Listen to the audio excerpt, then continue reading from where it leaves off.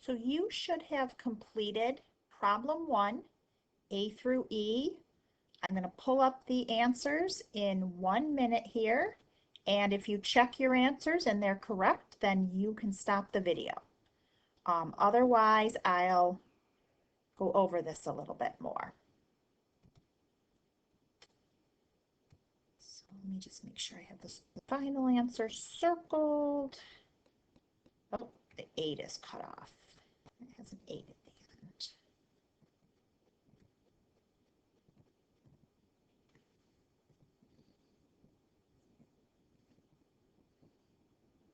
end. Okay, if you got them correct, stop the video and you're done.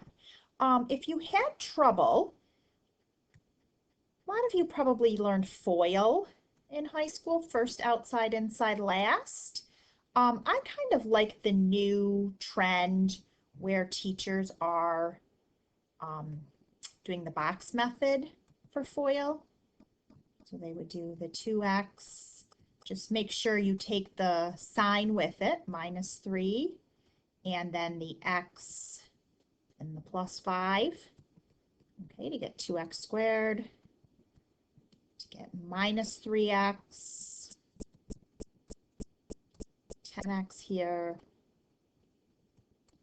-15, and then these two get combined since there are like terms.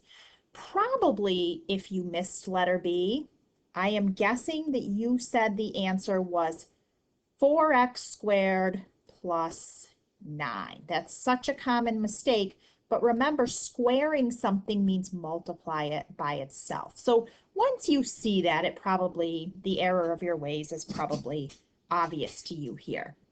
Something I want you to notice on letter D,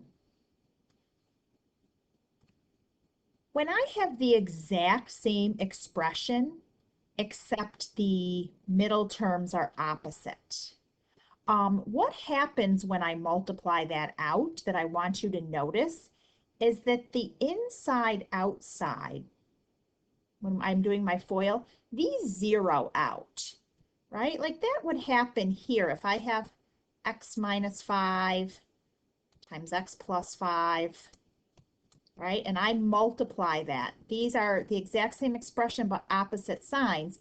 Inside, I get -5x. Outside, I get +5x. They zero out. All right. And so if that happens, if the signs are completely opposite, and that's the only thing that's different, then my end result is just my first and my last. Okay, so I want you to make special note of this because this is going to be important to us later. When we decide we want to get rid of radicals in an expression, because notice I started with a pretty ugly looking expression with a radical in it. I ended without a radical. All right, and then the next case where I have to expand. So notice that I began with the x plus 2 times x plus 2. I did that first. All right, and then that got me here.